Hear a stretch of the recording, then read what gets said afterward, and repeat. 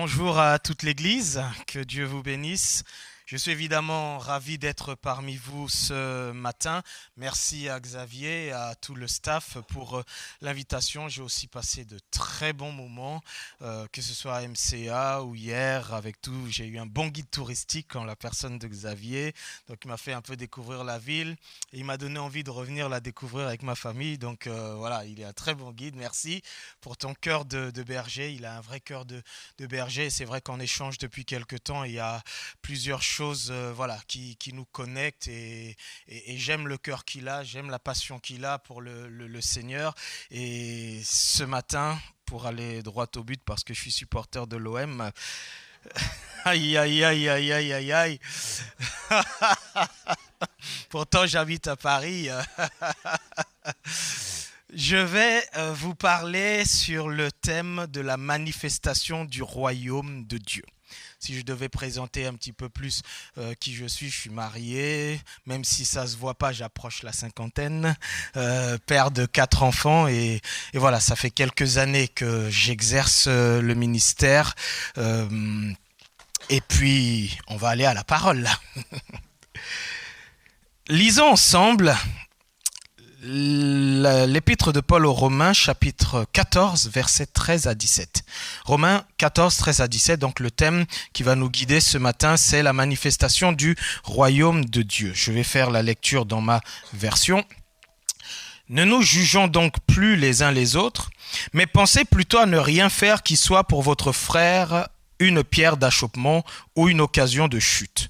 Je sais et je suis persuadé par le Seigneur Jésus que rien n'est impur en soi et qu'une chose n'est impure que pour celui qui la croit impure. Mais si, pour un aliment, ton frère est attristé, tu ne marches plus selon l'amour.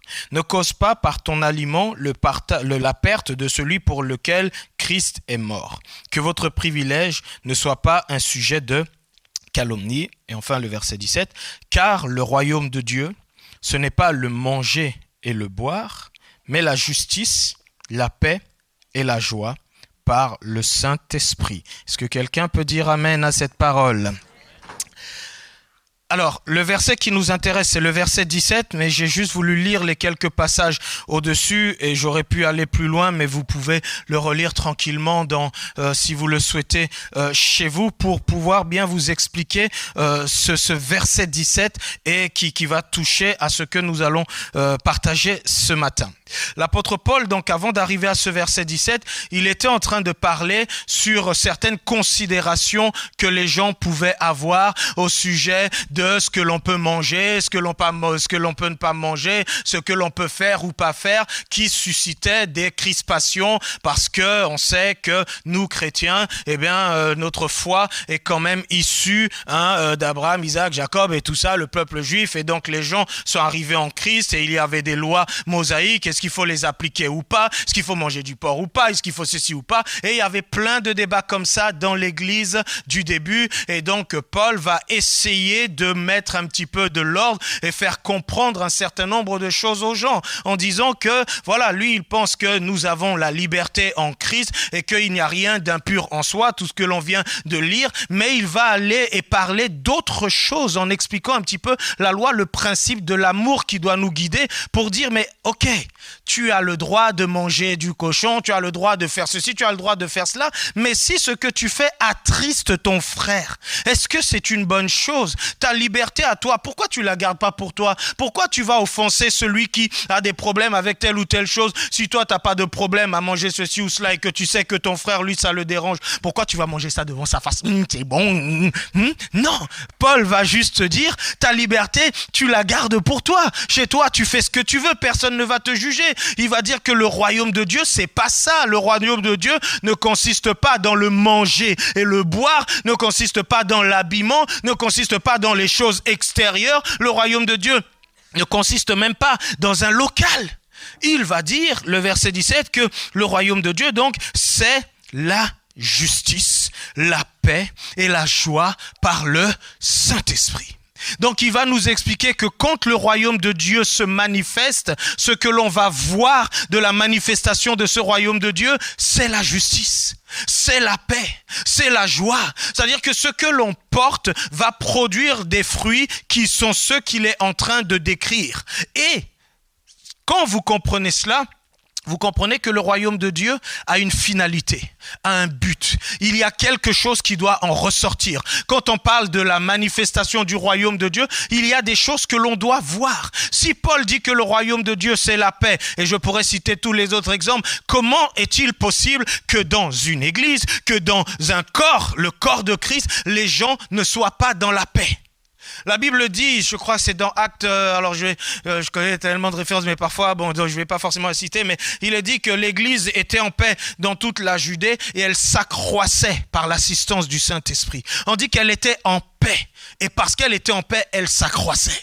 Le royaume de Dieu, même au milieu des conflits, des tribulations, il y a une paix surnaturelle. Comme Jésus dit qu'il donne sa paix, non pas comme le monde la donne, que la paix de Dieu, disait Paul, qui surpasse toute intelligence. C'est-à-dire que tu peux avoir des problèmes d'argent, des problèmes de santé, des conflits, des persécutions, mais il va régner en toi une paix qui n'est pas liée aux circonstances que tu vis, qui n'est pas liée à l'argent qu'il y a sur ton compte bancaire, mais qui vient de Dieu. Et cette paix-là, elle va surpasser les circonstances. Elle va s'imposer aux situations conflictuelles. Et les gens vont te voir en paix, or que tu sais que tu as des huissiers à la porte. Les gens vont te voir en paix, or quand tu as annoncé qu'il y a un cancer en phase terminale. Les gens vont te voir en paix parce que ta paix n'est pas liée aux circonstances que tu vis. Si tu y crois, dis un bon amen, s'il te plaît, à ces paroles. Et il faudrait, gloire à Dieu, et puis soyez libre d'applaudir quand vous voulez, il n'y a pas de souci, je ne fais pas de show, mais quand ça vient du cœur, vous pouvez le manifester, il n'y a pas de problème.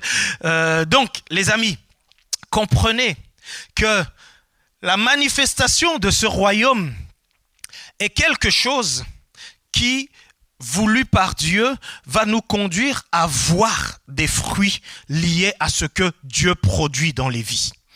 Ce que Dieu produit doit être vu. Et sa parole nous enseigne, comme on est en train de le lire, que le royaume de Dieu, c'est la justice. Tu ne peux pas être un enfant de Dieu, être un chrétien, et tout en toi, dans tout ce que tu manifestes, c'est de l'injustice, c'est du favoritisme, c'est des partis pris. Parce que quand le fruit de l'esprit, quand le fruit de ce que le royaume de Dieu produit dans la vie de quelqu'un se manifeste, on va voir apparaître de la justice. On va voir apparaître de la droiture. On va voir apparaître la paix. On va voir apparaître la joie. Si on devait te dessiner et que l'on dessine ton visage, ta bouche, elle est comme ça. C'est que peut-être tu n'as pas encore été travaillé au-dedans de toi parce que la Bible dit que la joie du Seigneur sera notre force. Quand le Saint-Esprit se manifeste, à plusieurs moments, il est dit que Jésus, tressaillit d'allégresse, tressaillir de joie. Parce que il est impossible, je dis bien impossible, que dans le royaume de Dieu, on soit dans la tristesse. Je dis bien impossible. Dieu est un Dieu de paix, Dieu est un Dieu de joie. Si pour X ou Y raison tu vis et tu marches dans la tristesse en permanence, il n'y a en toi aucune joie, il faut que l'on t'aide parce que la parole de Dieu produit la joie. Dieu est un Dieu de joie. Les amis, quand parfois on loue le Seigneur et que on ressent des choses incroyablement belles, tout cela, vous n'avez pas idée ça représente même pas un temps. J'ose croire que vous avez vécu parfois ici ou à d'autres endroits des temps de louange, d'adoration où vous aviez l'impression que vous n'étiez plus sur terre, où vous étiez vraiment dans une dimension, dans quelque chose que vous ne pouvez pas décrire. Ce n'est pas juste le son de la musique, ce n'est pas juste ça, c'est juste que il y a une présence de Dieu quand elle se manifeste, elle dépasse ce que émotionnellement tu peux vivre par l'annonce d'une bonne nouvelle. Elle dépasse ce que émotionnellement tu peux vivre parce que tu t'es régalé en mangeant un bon petit plat ou parce que non, il y a une présence dans la manifestation va produire en toi une telle joie, une telle vie, une telle paix, quelque chose de complètement différent et qui n'aura pas de référence ici-bas. Le royaume de Dieu, lorsqu'il se manifeste, ce n'est plus le manger, ce n'est plus le boire, ce n'est plus le physique. Il va libérer tout ce que l'on est en train de citer et il dit bien que tout ça, ça se manifeste par le Saint-Esprit. Le Saint-Esprit, aujourd'hui Jésus n'est pas sur terre. Dieu le Père n'est pas sur terre, mais le Saint-Esprit est sur terre. Depuis que Jésus l'a envoyé, depuis la Pentecôte jusqu'à ce jour, il n'est pas encore reparti. Il est là. Et c'est lui, je dirais, le représentant de la Trinité au milieu de nous. C'est lui qui opère au travers de nous. C'est lui qui manifeste la gloire. C'est lui qui opère les guérisons, qui nous conduit à manifester la puissance de Dieu et tout ce qui peut être. Et il sera là jusqu'à la fin, jusqu'au retour de Christ. Donc il y a, pour voir la manifestation du royaume de Dieu, une connexion, quelque chose de très important en rapport avec le Saint-Esprit. Même si je ne vais malheureusement pas aborder cette relation du croyant avec le Saint-Esprit ce matin. Si Jésus dit, enfin si Paul dit que le royaume de Dieu c'est ceci, c'est cela, c'est qu'il y a une finalité. Et j'aimerais donc te demander, toi, quelle est la finalité? Quel est le but que tu vises dans ce que tu fais? Que ce soit professionnellement, que ce soit dans le cadre du ministère, que ce soit dans le cadre de tes études, que ce soit dans le cadre de ton travail à l'église, des formations et de tout. C'est quoi ta finalité? Quel est ton but? Si on regardait au-dedans de toi, qu'est-ce que tu cherches? Il est important que chacun connaisse son but. Chacun connaisse le pourquoi il fait les choses. Parce qu'il y a naturellement des choses qu'on va faire sans se poser la question, parce que quelque part, notre environnement nous l'impose, notre environnement nous conditionne pour cela. Les enfants, on sait qu'ils vont, après leurs 4 premiers pas, et tout ça, entrer à la maternelle, et puis aller à l'école, et puis poursuivre le primaire, le secondaire, le lycée, et puis bon, il y a ceux qui veulent s'arrêter avant, voilà, tout le monde n'aime pas l'école, mais on va rentrer dans un cycle. Parce que la société dans laquelle on est ainsi formée, on ne se pose pas de questions. Mais il arrive un moment, quand on doit faire les choix, par coup sup ou ceci, qu'est-ce que je vais faire plus tard? Parfois, on ne sait pas. Ah, je voudrais ci, ah, je voudrais ça. On se pose plein de questions, on commence des études, et finalement, ça nous convient pas, on change, et finalement, ça nous convient pas, on va à droite, on va à gauche, et puis plein de questions. Et puis, quand vient la question du mariage, et quand vient la question du travail, la question des... Et on ne sait pas. Que tu ne saches pas à 20 ans, je comprends. Mais si à 40 ans, tu ne sais pas, là, il y a vraiment un souci, tu as loupé quelque chose, quoi. Il y a des temps dans nos vies où, effectivement, nous ne savons pas la direction dans laquelle nous devons aller. Mais si ce n'est que tard, et ça peut arriver, c'est peut-être qu'il t'a manqué un certain nombre d'éléments, d'informations, de connaissances qui auraient pu te permettre de te positionner plus tôt.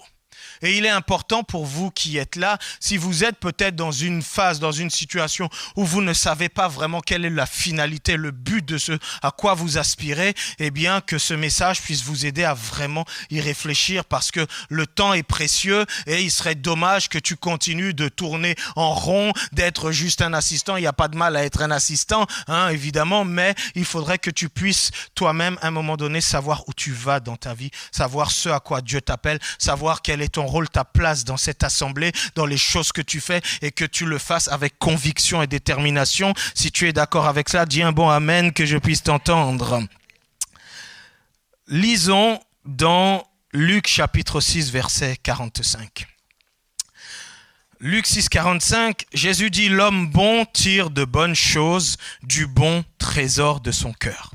Et le méchant tire de mauvaises choses de son mauvais trésor, car c'est de l'abondance du cœur que la bouche parle. » Jésus dit que c'est de l'abondance du cœur. C'est ce qu'il y a au-dedans de toi. C'est ça qui va t'emmener à dire les choses. C'est ça qui va t'emmener à te manifester. Si en toi, il y a un bon trésor, si en toi, il y a de bonnes valeurs, si en toi, il y a des choses positives, ce qui est en toi va finir par s'extérioriser. Dans le cadre de ce verset, ça s'extériorise par tes paroles, mais dans certains cadres, ça va s'extérioriser par ton attitude, ça va s'extérioriser par ton comportement, ça va s'extérioriser par tes faits, par tes gestes, parce que un moment ou un autre, ce que l'on manifeste vient de l'intérieur. Et si l'intérieur n'est pas bon, si l'intérieur est chargé d'amertume, si l'intérieur est chargé de manque de pardon, est chargé de choses qui ne sont pas positives, c'est ce qui, tôt ou tard, va finir par se manifester. Et beaucoup de gens vivent je dirais, avec des masques. Parce que si ce qui était réellement au-dedans d'eux se manifestait, ça ne serait pas toujours joli.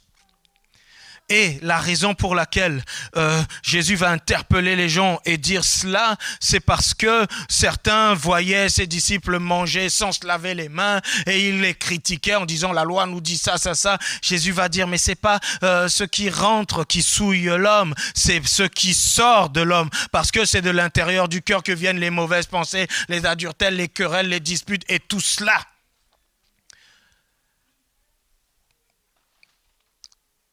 Lisons Luc chapitre 17, versets 20 à 21. Luc 17, 20 à 21. Les pharisiens demandèrent à Jésus quand viendrait le royaume de Dieu. Il leur répondit, le royaume de Dieu ne vient pas de manière à frapper les regards. On ne dira point, il est ici ou il est là, car voici, le royaume de Dieu est au milieu de vous. La version Darby et d'ailleurs la version King James traduisent mieux ce passage et la bonne traduction, si vous suivez les textes grecs, dirait plutôt car le royaume de Dieu sera au-dedans de vous et non pas au milieu de vous. Within you. Donc à l'intérieur de toi.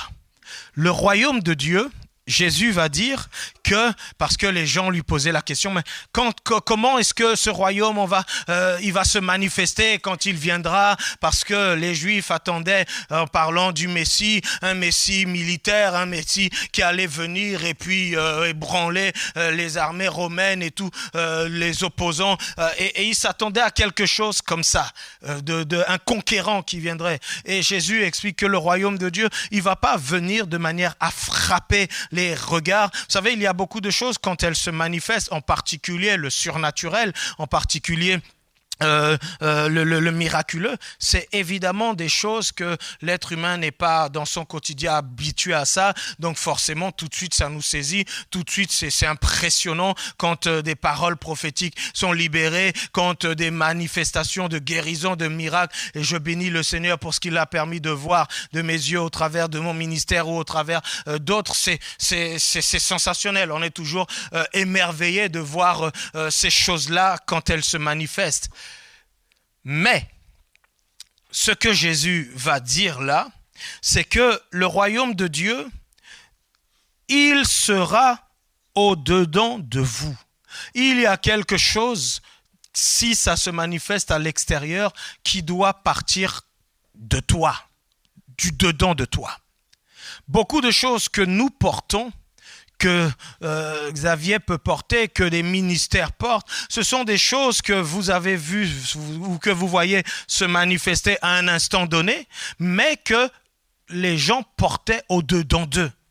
Parfois, ça a mis des années avant que cela ne voie le jour, avant que cela se concrétise. Et quand les gens voient la concrétisation, la réalisation de quelque chose, ils disent « Ah, magnifique, merveilleux !» Mais tout ce que vous voyez à un moment donné à l'extérieur, les gens, ils les avaient en couveuse à l'intérieur d'eux, au-dedans d'eux pendant bien des temps.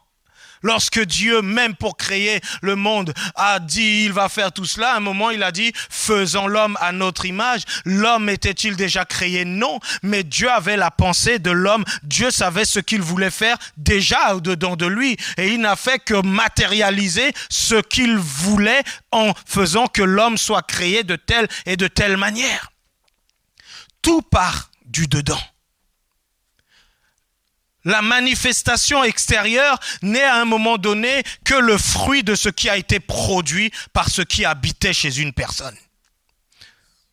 Nous avons des téléphones, des iPhones, des ordinateurs, le Wi-Fi et plein de choses. Mais demandez-vous, tout cela qui n'existait pas avant, comment ça se fait que ça existe aujourd'hui? Parce qu'il y a des gens qui, à un moment donné, se sont dit, mais est-ce qu'il n'est pas possible que si je suis à un point A et qu'une autre personne est à un point B ou C de la Terre, est-ce qu'il n'est pas possible que je puisse parvenir à entrer en contact avec elle? Est-ce qu'il n'est pas possible que l'on puisse faire ceci? C'est-à-dire qu'avant même que toutes ces choses se matérialisent, avant même qu'aujourd'hui on roule des voitures, qu'on prenne des avions et tout cela, il y a des gens qui y ont pensé. Il y a des gens qui pensaient cela, qui portaient cela au-dedans d'eux, et ils ont fouillé, et ils ont creusé, et ils ont cherché, et ils n'ont pas baissé les bras. Henry Ford, le créateur de la marque Ford, des voitures Ford, il disait une phrase qui est tournée de bien des manières, non, même si je ne dis pas la phrase exacte, néanmoins c'est la pensée qu'il exprimait. Il disait que vous croyez qu'une chose, que vous êtes capable de faire une chose, ou que vous croyez que vous n'êtes pas capable de la faire, dans les deux cas, vous avez raison. Cet homme, lorsque l'automobile devait être créée et qu'il réfléchissait à des moteurs et des trucs, il demandait à ses industriels, à ses ingénieurs de fabriquer un type de moteur qui n'existait pas à l'époque, et tous lui disaient mais c'est pas possible. Ils essayaient et réessayaient et réessayaient, chaque fois ils n'y arrivaient pas. Il ne cessait de dire à Henry Ford c'est pas possible, jusqu'à ce qu'ils finissent par le faire. Mais chaque fois il les renvoyait en disant allez-y, continuez, continuez. Et cette phrase-là où il invite les gens en disant si tu crois que tu n'es pas capable, tu as raison. Si tu crois que tu es capable, tu as raison aussi. Il n'y a aucune contradiction dans cela. Mais ça veut dire que ce que tu portes en toi, de toute façon, tu n'iras pas plus loin que ça. Si en toi-même déjà, tu ne te crois pas capable de le faire, tu as raison. Si tu te crois capable de le faire, même si personne ne te soutient, ne t'encourage, tu as raison, tu y arriveras. Ça fait pas mal d'années que, en plus de servir le Seigneur, enfin en tout cas j'exerce, je manifeste par la grâce de Dieu la puissance de guérison, de délivrance. Et dans mes premières années de ministère, et en particulier au niveau des délivrances de mauvais esprits, je pouvais, parce que j'ai servi presque 9 ans dans les assemblées de Dieu, pour ceux qui connaissent les assemblées de Dieu, bon, c'est un petit peu particulier, mais l'histoire des démons, pour eux, Jésus a tout accompli à la croix, un chrétien ne peut pas avoir de démons, donc il n'y a rien de particulier qui se manifeste là-dessus. Mais assez souvent, lorsque je prêchais, exerçais le ministère, priais pour les gens, et que les mauvais esprits se manifestaient et que je les chassais, parfois de personnes qui étaient des anciens dans leur église et dans les trucs ou quoi, ils n'avaient pas trop de réponses à apporter à cela. Mais moi aussi, je me posais parfois la question, mais comment ça se fait? Parce que je ne pense pas que je sois plus saint, que j'ai plus d'onction ou de grâce que, mais pourquoi est-ce que quand moi je prie, certaines choses se manifestent et quand d'autres, ce n'est pas le cas? Bon, on pourrait épiloguer, tergiverser, mais à un moment donné, une des raisons, ce n'est pas la seule, mais qui est en lien avec ce que je suis en train de vous dire, que j'explique, c'est que, en ce qui me concerne, je suis convaincu que lorsque je prie, quelque chose va se passer. Je suis convaincu que Jésus t'a donné l'autorité sur les démons. Donc il n'est pas normal que s'il y a un démon quelque part, moi je vais prier pour lui et le démon il ne va pas être chassé.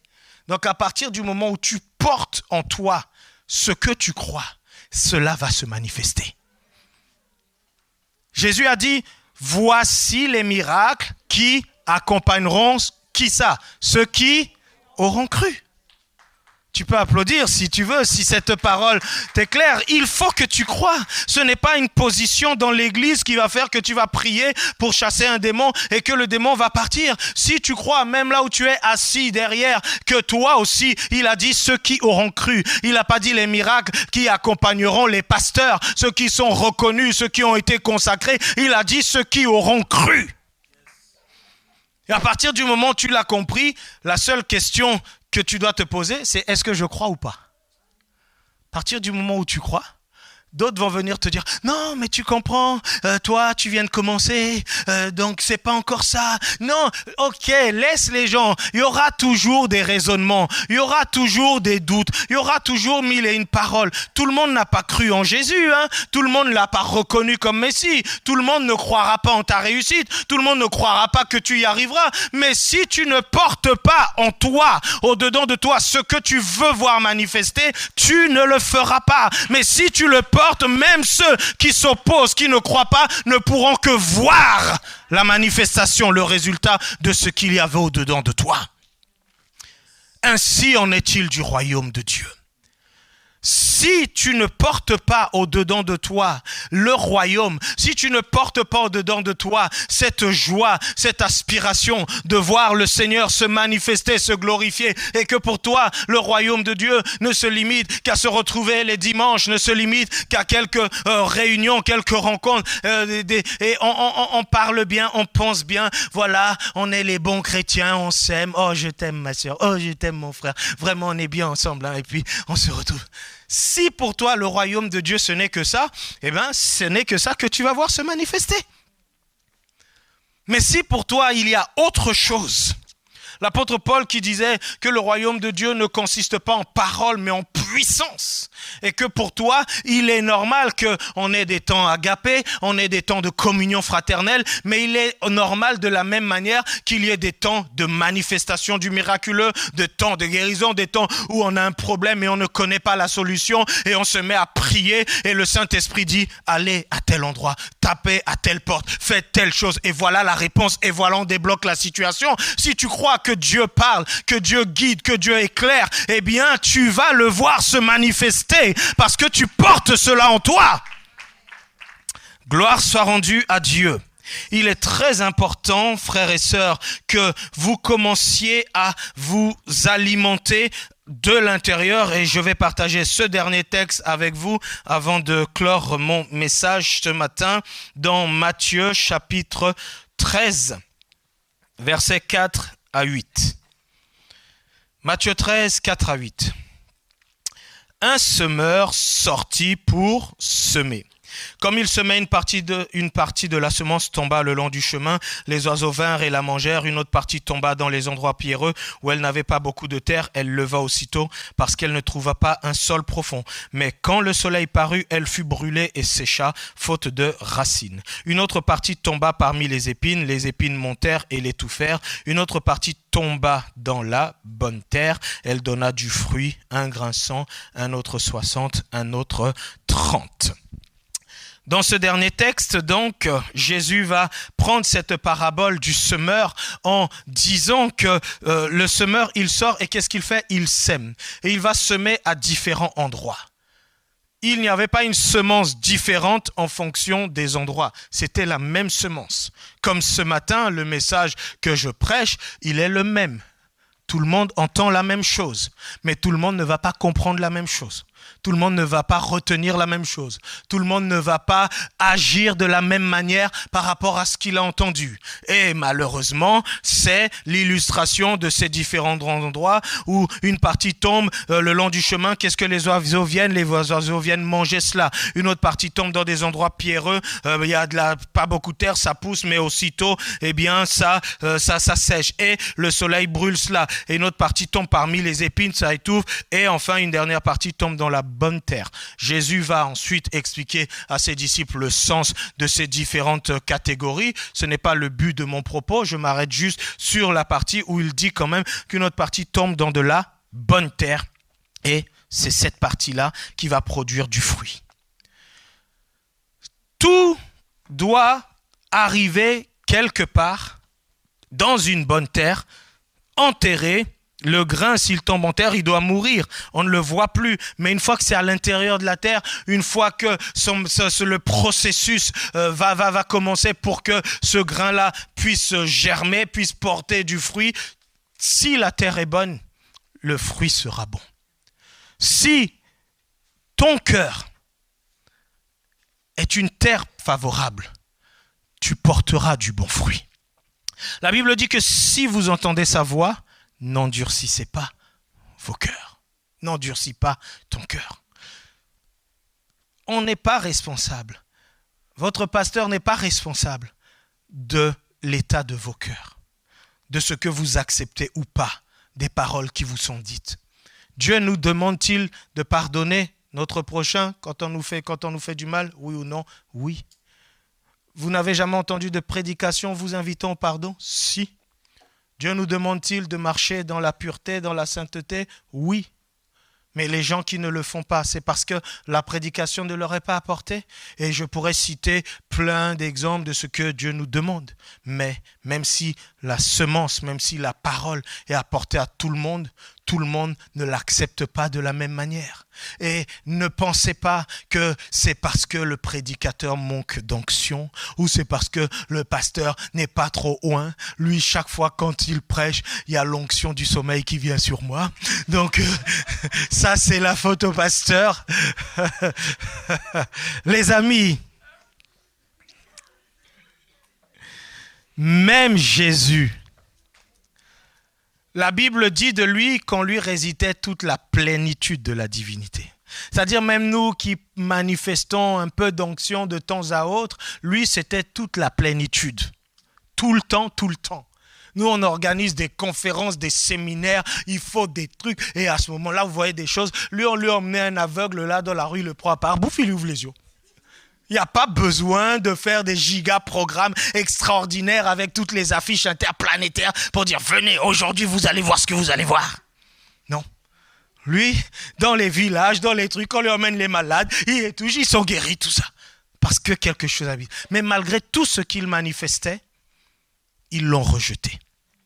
Ils n'ont pas cru en ses paroles, en tout cas une partie. Mais la Bible dit qu'à tous ceux qui ont cru, à tous ceux qui l'ont reçu, il leur a donné le pouvoir de devenir enfants de Dieu. Donc, le pouvoir te sera donné lorsque tu croiras, lorsque tu vas accepter les choses et qu'elles vont venir au-dedans de toi. Le royaume de Dieu et ce que Dieu veut manifester et ce à quoi il nous appelle, ça va manifester la paix, ça va emmener la joie, ça va emmener l'amour, ça va emmener la guérison, ça va emmener les solutions parce que notre Dieu est un Dieu bon, notre Dieu est un Dieu d'amour. Il a dit, si méchant comme vous l'êtes, vous avez donné de bonnes choses à vos enfants, à combien plus forte raison votre Père Céleste ne vous accorderait-il pas le Saint-Esprit ou de bonnes choses selon les traductions. Nous croyons, je prie, nous servons un Dieu qui est amour. Pour ceux qui suivent ce que je fais et enseignent sur l'islam, Allah n'est pas le même Dieu que nous et ce n'est pas un Dieu d'amour. Vous ne pouvez pas comprendre ce que je suis en train de dire là parce qu'évidemment, il n'y a rien que je n'ai présenté sur ça. Mais ce Dieu-là, de l'islam, si c'était le vrai Dieu, je préfère être athée. Je ne peux pas croire en lui. Je suis Jésus. Et les sacrifices que j'accepte de faire dans ma vie, les choses auxquelles je renonce, c'est parce que son amour m'a touché. C'est parce que je crois en son infinie bonté. C'est parce que je crois qu'il n'y a personne qui puisse toucher, transformer une vie, aimer comme lui le fait, comme lui l'a fait. Et si je me suis décidé, c'est parce que en moi, il y a ce royaume, il y a cet amour, il y a cette connexion. Je n'ai pas besoin, lorsque j'étais jeune, lorsque je l'ai connu jeune, jusqu'à aujourd'hui, 33 ans de conversion, jamais ma foi, jamais mon zèle, jamais il y a eu un temps de dépérissement. J'ai donné ma vie à Christ à 14 ans jusqu'à aujourd'hui, 47 ans, grâce à Dieu. Il n'y a pas eu un moment où je me suis écarté, où je me suis détourné, où par sa grâce, mais simplement parce que en moi, son royaume est là. En moi, cette relation, cet amour est là. Et si cela n'est pas établi chez les gens vont aller, vont revenir. Les gens, vous allez parfois vous fatiguer, même dans les églises, dans le travail, dans le ministère. Moi, j'ai un principe avec les personnes qui servent avec nous, c'est que je n'impose pas, je ne force pas. Parce que quand quelqu'un dit « Ah, moi, je veux arrêter, je veux partir, je veux me retirer du service », évidemment, on peut discuter, on peut essayer de comprendre les choses et puis on encourage les gens et puis on corrige ce qui doit être corrigé. Mais il y a des moments, tu pourras dire, si la personne ne porte pas ça en elle, tu vas te fatiguer. Il faut que les choses viennent du dedans des gens. Quand ça vient du dedans de toi, il n'y a personne qui te force, il n'y a personne qui te pousse. Tu as besoin de personne pour te contrôler. Jamais, quand je m'engage, quand je dis oui, quand une cause, je l'embrasse, vous pouvez dormir sur vos deux oreilles. J'irai au bout. Il n'y a personne qui me relancera pour quoi que ce soit parce que je porte la chose en moi. Et il faut que toi aussi, tu portes la chose en toi. Tu portes quelque chose du royaume de Dieu en toi si tu veux le voir se manifester. C'est pourquoi ce dernier passage de la parole qui est semé, eh bien, quel est l'état de ton cœur? Tu vas entendre quelque chose. Si c'est comme les endroits pierreux, rocailleux ou autres, ça va peut-être parfois produire du fruit sur l'instant parce que la parole était fantastique. Oh, vraiment, Dieu m'a parlé. Mais c'était un endroit où il y avait des épines. Donc la terre ça relevait tout de suite mes premières petites embrouilles, premières petites persécutions. Tu es découragé, tu es déçu, tu abandonnes. Et il y a des chrétiens comme ça, qui n'ont pas de profondeur. Ils sont sincères au moment où ils disent qu'ils s'engagent, au moment où ils s'inscrivent, mais c'est superficiel. Il n'y a pas de profondeur. Et il faut que tu sois un homme, une femme avec de la profondeur. Pas quelqu'un qui va, parce que dès qu'on touche à ses émotions, tout de suite la personne réagit. Non. Et quand tu t'engages, et quand tu te décides d'y aller, et quand tu décides de faire, en toi-même que la chose soit établie. Si tu veux voir la gloire de Dieu, si tu veux que Dieu se serve de toi dans le domaine de la guérison, du miraculeux, de l'évangélisation, de l'exhortation, et quels que soient les domaines, il faut que tu portes quelque chose au-dedans de toi. Et bien des choses souvent que l'on porte, elles ont été déposées parce que la parole a été semée. Ce que tu entends, ce que tu reçois va affecter ce que tu vas garder en toi. D'où l'importance de veiller sur les enseignements, sur ce qui est apporté aux gens. Et je vais m'arrêter là ce matin parce que j'ai mon train en fait.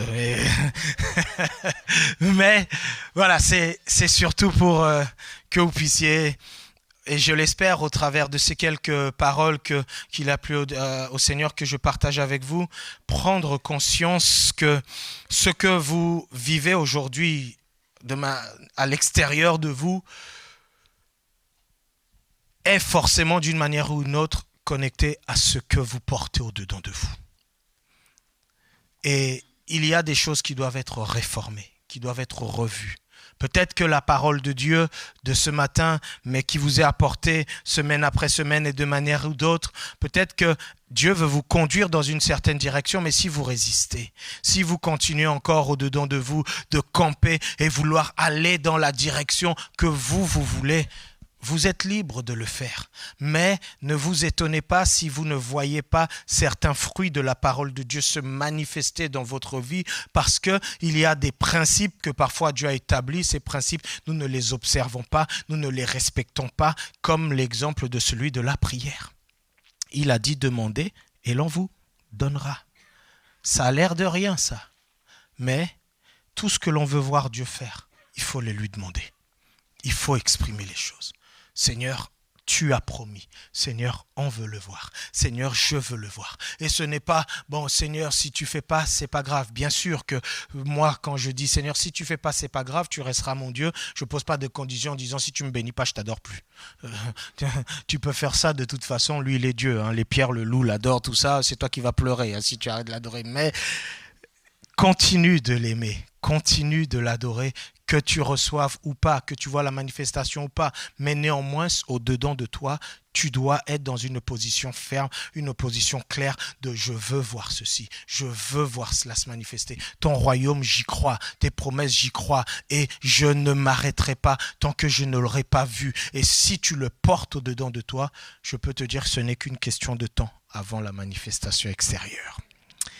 J'espère que la parole de Dieu vous a béni ce matin. Est-ce qu'on peut se lever et prier le Seigneur? Et je remettrai la parole à Xavier.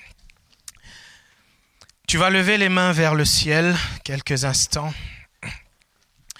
Et avant que je ne prie pour toi, j'aimerais t'inviter, on va le faire tous ensemble, peut-être tu vas parler à Dieu par rapport à ce qu'il a pu te dire ce matin. S'il t'a donné une instruction, une orientation particulière, s'il a touché ton cœur par rapport aux choses que toi tu attendais de voir à l'extérieur, or qu'elles n'étaient peut-être pas suffisamment en toi ancrées, présentes. Il y a des choses qui doivent te bouger au-dedans de toi avant qu'elles commencent à se manifester. Si tu es indifférent, c'est peut-être que tu n'as pas encore été suffisamment pleinement touché. Mais s'il y a déjà des choses, je qui te touche, qui te parle, qui t'interpelle au-dedans de toi, pendant quelques instants, tu vas élever ta voix et t'exprimer à Dieu. Alors sois pas dérangé, comme on va tous prier ensemble, tu auras même dans ce bruit ton intimité, mais parle à Dieu et réponds à Dieu par rapport à ce qu'il a pu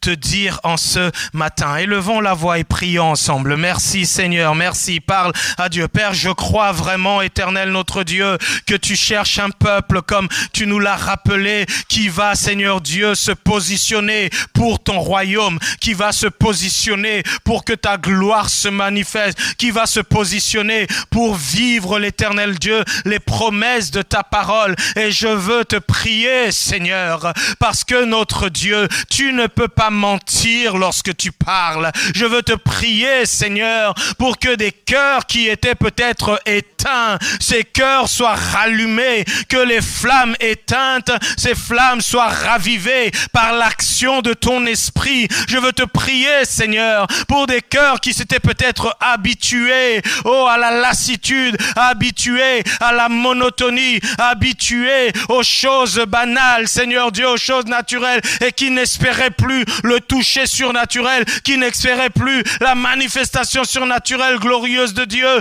Je veux te prier, Seigneur, pour des cœurs qui peut-être étaient encore hésitants à cause des défis, hésitants à cause des menaces, hésitants à cause des peurs qui pouvaient les animer vis-à-vis des challenges, de tout ce qui les attend. Je veux te prier, Seigneur, pour des personnes qui étaient encore dans l'incertitude par rapport à ce qu'elles veulent faire pour toi, par rapport à leurs aspirations de vie. Je veux te prier, Seigneur.